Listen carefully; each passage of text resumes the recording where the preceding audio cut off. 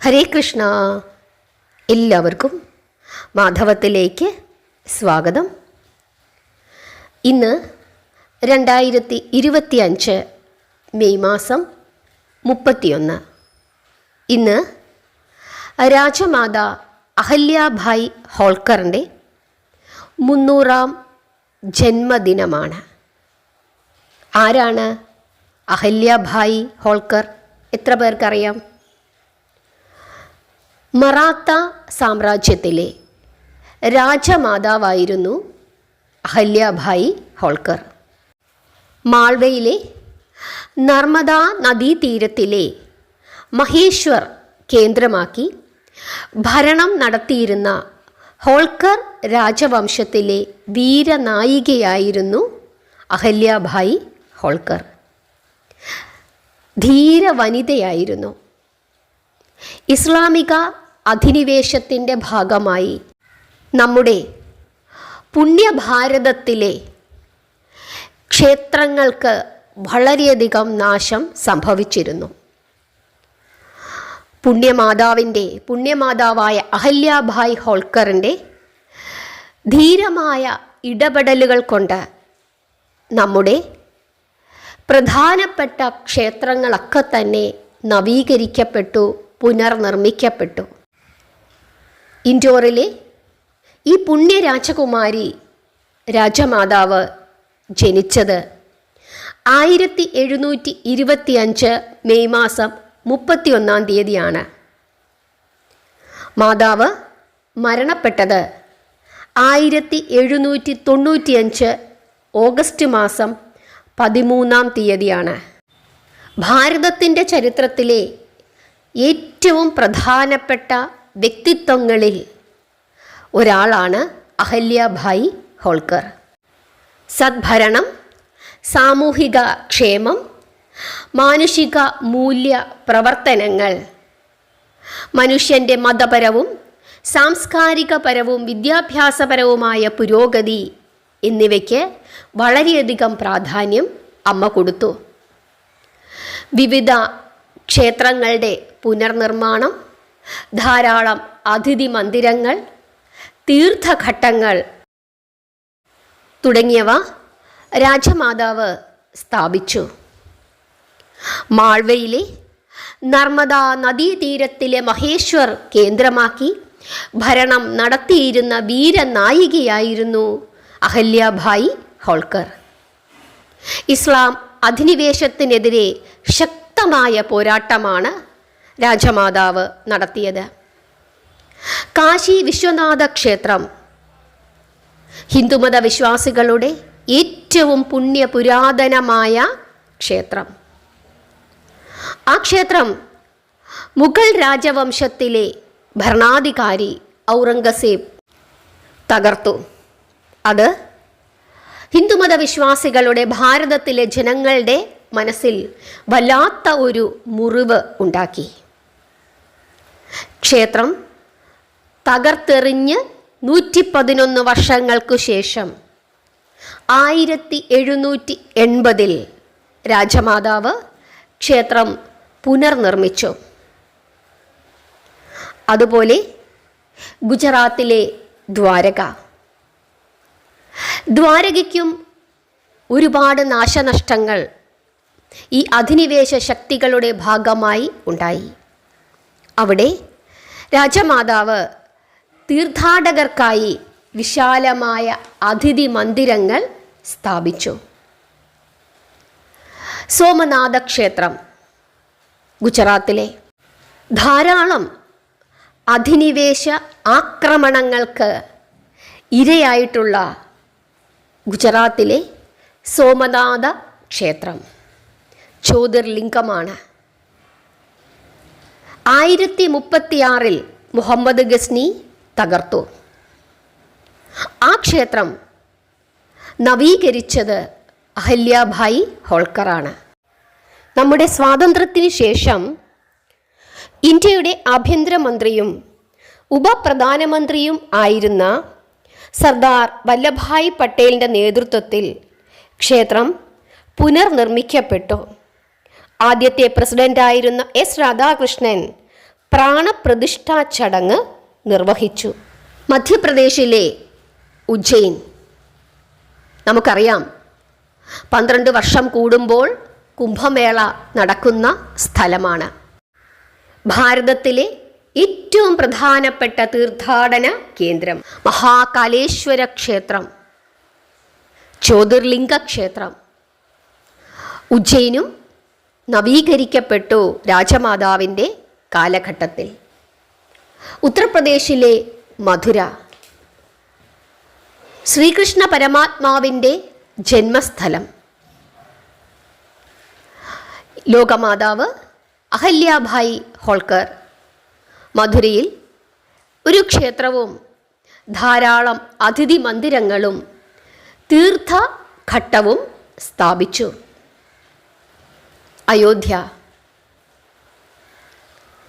അയോധ്യയിലെ ശ്രീരാമക്ഷേത്രം നശിപ്പിക്കപ്പെട്ടു. അവിടെ 4 ക്ഷേത്രങ്ങൾ, ധാരാളം സത്രങ്ങൾ എന്നിവ പണി കഴിപ്പിക്കപ്പെട്ടു. രാജമാതാവിൻ്റെ ആവശ്യപ്രകാരം. ഹരിദ്വാർ, ഉത്തരാഖണ്ഡിലെ ഹരിദ്വാർ എന്താണ് പ്രത്യേകത? ദക്ഷ പ്രജാപതിയുടെ യാഗശാല അവിടെ ആയിരുന്നു എന്നാണ് വിശ്വസിക്കുന്നത്. അവിടെയും ധാരാളം വിശ്രമ കേന്ദ്രങ്ങളും തീർത്ഥഘട്ടങ്ങളും രാജമാതാവ് സ്ഥാപിച്ചു. അളകനന്ദ നദീതീരത്ത് സ്ഥിതി ചെയ്യുന്ന ബദരീനാഥിൽ 5 ധർമ്മശാലകളും സത്രങ്ങളും അമ്മ സ്ഥാപിച്ചു. ഒറീസയിലെ പുരി ക്ഷേത്രം, ജഗന്നാഥപുരി ക്ഷേത്രം, പ്രസിദ്ധമായ രഥോത്സവം നടക്കുന്ന ക്ഷേത്രം.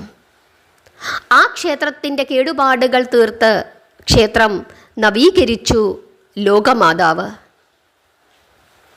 നമ്മുടെ തെക്കേ ഇന്ത്യയിലെ ഏറ്റവും മഹത്തായ ക്ഷേത്രം, ഭാരതത്തിൻ്റെ തെക്കേ അറ്റം രാമേശ്വരം.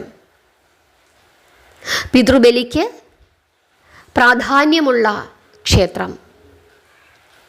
ശ്രീരാമസ്വാമി രാമേശ്വരത്തു നിന്നാണ് ലങ്കയിലേക്ക് പോയത്, സീതാദേവിയെ വീണ്ടെടുക്കുന്നതിനായിട്ട്. അവിടെ വെച്ചാണ് ശ്രീരാമചന്ദ്രൻ ശിവപൂജ ചെയ്തത്. പുണ്യനഗരി. ആ പുണ്യനഗരിയിലേക്ക് ഗംഗാതീർത്ഥവുമായി വന്ന തീർത്ഥാടകരെ ടിപ്പു സുൽത്താൻ ആക്രമിച്ചു. ടിപ്പുവിൻ്റെ ആക്രമണത്തിൽ നിന്നും ആ തീർത്ഥാടകരെ രക്ഷിക്കുവാൻ അഹല്യാഭായ് ഹോൾക്കർക്ക് സാധിച്ചു. ഭർത്താവായ ഖണ്ഡേറാവു ഹോൾക്കർ അമ്മായി അച്ഛനായ മൽഹാർ റാവു ഹോൾക്കർ, മകനായ മാലേറാവു ഹോൾക്കർ എന്നിവരുടെ മരണശേഷം ഹോൾക്കർ രാജവംശത്തിൻ്റെ ഭരണം അഹല്യാഭായ് ഹോൾക്കർ ഏറ്റെടുത്തു. ഇൻഡോറിൽ ധാരാളം ആക്രമണങ്ങൾ ആ സമയത്ത് ഉണ്ടായിരുന്നു. ആ സമയത്ത് സൈനിക നീക്കം വഴി ആ ആക്രമണങ്ങളെ എല്ലാം തന്നെ രാജമാതാവ് പ്രതിരോധിച്ചു. ഒരു വലിയ സൈനിക കൂടിയായിരുന്നു അഹല്യാഭായ് ഹോൾക്കർ. ഹോൾക്കർ രാജവംശത്തിൻ്റെ ഒരു പ്രത്യേകത എന്തെന്നാൽ അവരുടെ സ്വകാര്യമായ ആവശ്യങ്ങൾക്ക് വേണ്ടി അവർ ഒരിക്കലും രാജ്യത്തിൻ്റെ പണം ഉപയോഗിച്ചിരുന്നില്ല എന്നുള്ളതാണ് ഏറ്റവും പ്രധാനപ്പെട്ടത്. അവരുടെ സ്വകാര്യ സ്വത്തുക്കൾ വഴി സ്വരൂപിച്ച പൈസ, ആ പണം അവർ സൂക്ഷിച്ചു വെച്ചിരുന്നു. ആ പണത്തിൽ നിന്നാണ് അവർ അവരുടെ സ്വകാര്യമായ ആവശ്യങ്ങൾ നിറവേറ്റിയിരുന്നത്. മറാത്ത സാമ്രാജ്യത്തിനു പുറത്ത് ഒരിക്കൽ പോലും പോയിട്ടില്ലാത്ത രാജമാതാവ് പക്ഷേ ഭാരതത്തിലുടനീളം തൻ്റെ സാമൂഹിക പ്രവർത്തനങ്ങൾ വ്യാപിപ്പിച്ചു എന്നുള്ളതാണ് ഏറ്റവും പ്രധാനം. അതുപോലെ ബീഹാറിലെ ഗയയിലുള്ള വിഷ്ണുപദ് ക്ഷേത്രത്തിലെ ഇപ്പോഴത്തെ ആ ഘടന, അതായത് ഇപ്പോഴത്തെ ക്ഷേത്രം ആ രീതിയിൽ പുനർനിർമ്മിച്ചത് അഹല്യാബായി ഹോൾക്കറാണ്. അതുപോലെ കാശി വിശ്വനാഥ ക്ഷേത്രം, കാശി വിശ്വനാഥ ക്ഷേത്രത്തിൻ്റെ പുനർനിർമ്മിതി ചെയ്തത് രാജമാതാവാണ്. അതുകൊണ്ട് മാതാവിൻ്റെ ഓർമ്മയ്ക്കായിട്ട്, രാജമാതാവിൻ്റെ ഓർമ്മയ്ക്കായിട്ട് നമ്മൾ വാരണാസിയിൽ ധാരാളം ഗംഗാതീരത്ത് ഘട്ടുകൾ കാണപ്പെടാറുണ്ട് അല്ലേ? അങ്ങനെ നമ്മൾ ഒരുപാട് ഘട്ടുകൾ കാണുമ്പോൾ അവിടെ ഒരു ഘട്ടാണ് അഹല്യാഘട്ട്. രാജമാതാവിൻ്റെ ഓർമ്മയ്ക്കായിട്ടാണ് ആ ഘട്ട് സ്ഥാപിച്ചത്. 1795 ഓഗസ്റ്റ് മാസം 13-ാം തീയതി അഹല്യാഭായ് ഹോൾക്കർ അന്തരിച്ചു. അന്ന് രാജമാതാവിന് 70 വയസ്സ് ആയിരുന്നു. രാജമാതാവിൻ്റെ പിൻഗാമിയായി സൈന്യാധിപനും തൻ്റെ സഹോദരിയുടെ ഭർത്താവുമായ തുകോജി റാവു ഹോൾക്കർ പിന്നീട് രാജ്യം ഭരിച്ചു.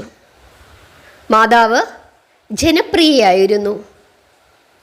ധാരാളം ധർമ്മപ്രവർത്തികൾ ചെയ്തിരുന്നു. ഭാരതത്തിൻ്റെ പുത്രിയായിരുന്നു. ഭാരതത്തിനോട് വലിയ സ്നേഹമുള്ള ഭാരതത്തിൻ്റെ പ്രിയപുത്രിയായിരുന്നു.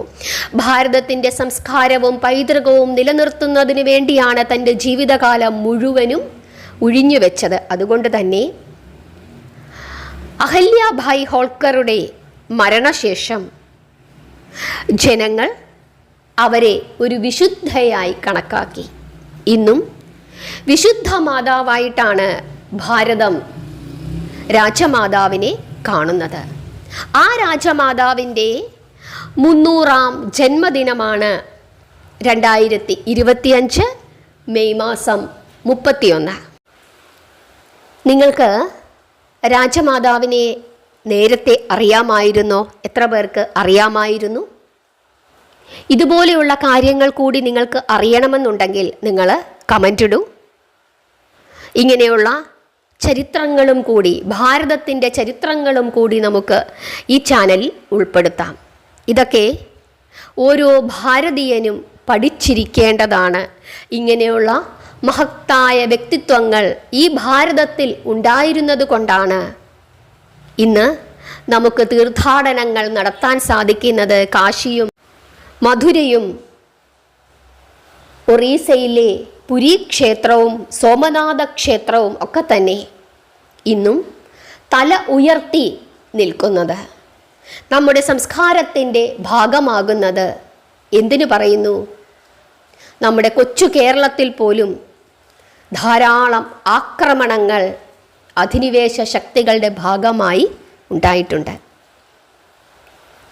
ഓരോ സമയത്തും ഓരോ ധീരദേശാഭിമാനികൾ ഉണ്ടായിരുന്നത് കൊണ്ടാണ് ഇന്ന് ഭാരതം തല ഉയർത്തി നിൽക്കുന്നത്. ഓരോ ദിവസം ചെല്ലുന്തോറും ഭാരതത്തിൻ്റെ യശസ് ഉയർന്നുകൊണ്ടേയിരിക്കുന്നു. കാരണം ഇവിടെ പുലരുന്നത് സനാതനധർമ്മമാണ്. എല്ലാവരെയും സ്വീകരിക്കുകയും സ്നേഹിക്കുകയും എല്ലാത്തിനെയും ഉൾക്കൊള്ളുകയും സകല ചരാചരങ്ങളെയും ഈശ്വര തുല്യമായി ആരാധിക്കുകയും സ്നേഹിക്കുകയും പൂജിക്കുകയും ചെയ്യുന്ന പുണ്യപുരാതന പാവനമായ നമ്മുടെ ഭാരതം. എല്ലാവർക്കും മനസ്സിലായി എന്ന് വിശ്വസിക്കുന്നു. എല്ലാവരും തന്നെ ഒരു നിമിഷം രാജമാതാവായ അഹല്യാഭായ് ഹോൾക്കറിനെ മനസ്സിൽ നന്ദിയോടുകൂടി ഓർക്കുക. എല്ലാവരെയും ഭഗവാൻ അനുഗ്രഹിക്കട്ടെ. ഹരേ കൃഷ്ണ.